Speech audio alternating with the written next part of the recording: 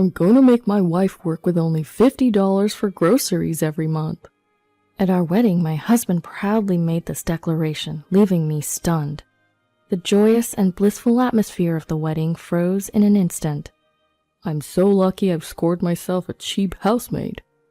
As I realized that this was his intention, I felt like everything was going dark before my eyes.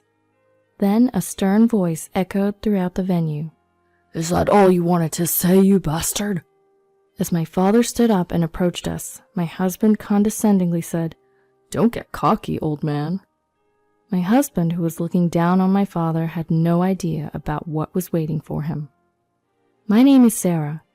I met my husband, Jack, in college. We were in the same year. We lost contact after graduation, but when we were 24, he threw a reunion party. That night, I drank a little too much and felt sick. Jack looked after me and said to our classmates, Don't force her to drink. He was really considerate of me. He had matured a lot since his wild college days and treated me really nicely and carefully, as if I were a precious gem or a princess. He confessed that he had actually liked me since we were in the same class, and that he threw the reunion because he wanted to see me again. We soon started dating, and after a few months I moved into his apartment. When we were 25, he proposed and we got married. Turns out, Jack was the heir to a big corporation. He never boasted about it, but people often told me, Wow, you've hit the jackpot. His parents, whom we met when we announced our marriage, seemed really nice, and I felt relieved. My parents were also happy about my marriage with Jack. My father, a small business owner who started his business when he was young and had his share of hardships, was probably relieved that I wouldn't have to struggle. From then on, it was fun planning our wedding together, booking the venue, picking out my wedding dress. One day, with our wedding just a few months away, Jack said something unexpected at dinner. Sarah, your cooking is always delicious. I think you do great running the house as a full-time housewife. Huh? But I was planning on working even after getting married. I was surprised.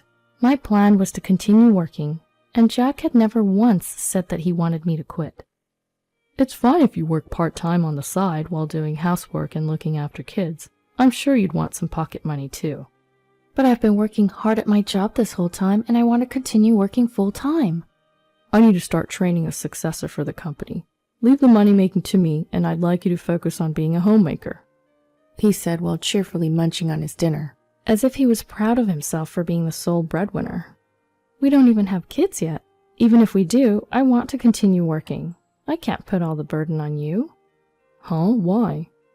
My persistence seemed to upset Jack, and he suddenly frowned at me. I won't slack off on housework or raising kids, please. I found myself saying that because I desperately wanted to keep working. Jack responded to my words with a bright smile. Okay, if you insist, that's fine. They say women feel uneasy when they lose connection with society. So go ahead and do your best with housework and childcare. I was relieved that he readily agreed. However, his words, do your best with housework and childcare, didn't quite sit right with me. When I talked about this with my friends, they replied, Jack cares about you, Sarah. He's a good husband. That made me feel happy, making me feel I was being cherished and eased my concerns. After that, we sometimes discussed our future. Sarah, you're such a strong, independent woman who wants to continue working even after getting married. I'm glad to have a woman like you as my wife. His kind words always made me happy. I should also take part in some of the housework, too. All right, I'll handle the household accounts and hand you the living expenses, so we'll work with that expense every month. I always thought managing finances was a woman's job, so I was deeply moved when Jack offered to do it. Oh, I don't have to do everything by myself? That's a relief. And so came our wedding day. With many guests blessing us, the ceremony went smoothly, and I was overwhelmed with joy. Then, an incident broke out at the end of the ceremony. I'm going to make my wife work with only $50 for groceries every month.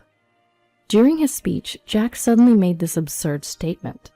I was stunned, my mouth wide open in disbelief. The other guests started murmuring, and the festive mood instantly turned ice cold. Ah, I'm so lucky to have such a cheap maid, he said, grinning at me, oblivious to the fact that he just ruined our wedding. What on earth is he talking about? I was horrified to see him change so abruptly. I never agreed to such an absurd thing as $50 a month for groceries.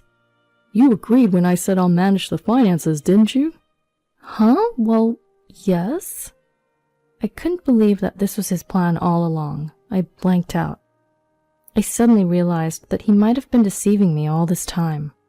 I let my wife say she wants to do all the housework and childcare while working full-time. I'm sure she'll be able to handle all the chores perfectly and make nutritious, filling meals for just $50 a month. Hearing him spout such nonsense, I quickly covered his mic with my hand. Don't just say whatever you want. I won't accept this. What's wrong? Didn't I tell you to do your best with the housework and childcare? Aren't you supposed to help out too? I never said anything like that. We can't live together like this. Suddenly, Jack's expression changed, and with a terrifying look in his eyes, he whispered in my ear. We're bound by this ceremony. It's too late to cancel the marriage now, right? We've already turned in our marriage certificate. Do you really want to get divorced? You're threatening me. Quit messing with me. I never thought I would argue with Jack, to whom I had pledged my future on what should have been the best day of my life. Filled with regret and anger, I felt my face heat up, tears welling up in my eyes. This isn't what I signed up for. I can't believe I'm going to be misused like a servant by this man. I now deeply regretted marrying Jack. Just then, someone abruptly stood up from their seat and approached us. Is that all you wanted to say, you bastard? It was my father, Robert. His temples were throbbing, his gaze intense. I could tell he was infuriated on my behalf. How dare you treat someone's daughter like this in front of her parents? The tone in his voice froze the already tensed atmosphere in the venue. Our wedding guests held their breath, watching the stare-down between my father and Jack. What's your problem? Don't get so cocky. Looking down on my father, Jack had an evil expression that I had never seen before, which made me shiver. My father's the president of a major corporation, and I'm his successor. A small business owner of a company I've never even heard of shouldn't act all high and mighty. When I introduced my father to Jack, he praised my father, saying he was a great man, despite the fact that his company was small. And he even told me, I fell in love with you, and your family background won't change my feelings for you. In the end, he had just deceived me with sweet words. Just as Jack was about to confront my father again, a loud shattering sound of glass shocked the whole venue. We all turned to see what had happened. There stood Jack's father, his hands shaking uncontrollably and his face turning to an alarming shade of blue. In stark contrast to Jack's demeanor, his father had a look of sheer panic on his face. Idiot, stop it, Jack. Don't you dare cross that man. What are you scared of? We could crush this little company in an instant and toss it aside, right? In response to Jack's mockery, his father shouted out in a trembling voice, That gentleman is one of our major shareholders. Huh? This old guy? Jack, with a baffled look on his face, alternated his gaze between his own father and mine. While my father's company was indeed small in scale, he had started it himself, and he received compensation such as executive remuneration and dividends from stocks. Moreover, he held stocks in companies other than his own, and if he sold them, he would have assets amounting to several $100 million. Among these stocks were those of the company owned by Jack's father. That's why my father, as a major shareholder, had the right to influence the company's management policies. When Jack learned this fact, he was stunned and blurted, So did you tell me to date Sarah because you wanted to get your hands on her father's wealth? It's more than that. Jack's father was seeking for something greater out of this marriage, but just didn't tell Jack about it, since his son was a guy full of himself. Jack's father had his eyes on my father's patents. He's currently paying a significant amount of money to my father's company to use that patent, but if Jack and I were to marry, he would no longer have to pay for it, and he could use it freely. Patents? And you were told to date me? Jack, you never actually liked me? What kind of nonsense is that? I'm the son of a major corporation CEO, you know. If it weren't for my dad's request, I would never be with you. What the hell? I truly loved you. Matter of fact, I was supposed to be set up with a beautiful heiress. Instead, I've been putting up with a mediocre girl like you all this time. You should be grateful. Enraged, Jack knocked a flower from the table, scattering white petals everywhere. Jack, please don't talk anymore. Jack's father was pale as a ghost, trembling like he was seconds away from fainting. But that's all understandable. His son wouldn't stop making remarks that would infuriate the last person he'd want to cross. Shut up. It's all your fault, Dad. Just as the father-son argument was about to break out, my father's voice echoed once again. That's enough. For a moment, the room fell silent. Sarah, what are you going to do? Do you still want to marry this kind of man? My father gently asked me, but I quietly shook my head. I can't be happy marrying this sort of man. A man who would treat me as a maid, trying to have me live on $50 for food every month. I just couldn't bear the thought of being with him. This is economic abuse, isn't it, Jack? I will sue you. I'm also going to annul our marriage, so be prepared for that. What? Are you okay with being a divorcee? Well, you're going to be a divorcee too, so we might as well share the pain. I won't hold back anymore. Since I realized he had no love for me, I had completely lost feelings for him. I'd rather be a divorcee than be exploited under such ridiculous conditions. When I firmly stated my decision, my father also nodded in agreement. That's probably for the best. As for your company, we will take appropriate measures. I wonder what will happen to your company from now on. When my father said this with a terrifying look on his face, it seemed Jack finally realized the gravity of the situation. He fell on his knees, begging for mercy with his father.